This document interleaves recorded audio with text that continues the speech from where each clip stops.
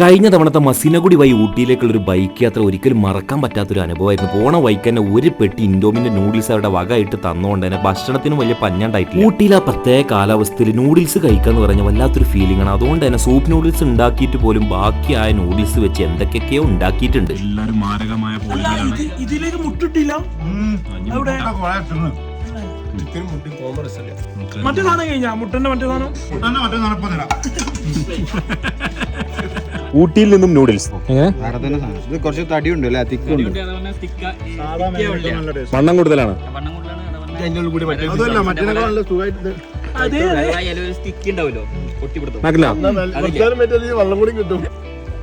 ആ മസാല രസം ഉണ്ട് കേട്ടാ, സ്വീറ്റ് ഉണ്ടല്ലേ. ഞാൻ എരിവെന്ന് വിചാരിച്ചു. അയ്യോ അള്ളാമ സൊല്ലി തൊള്ളിക്കിടാൻ അത്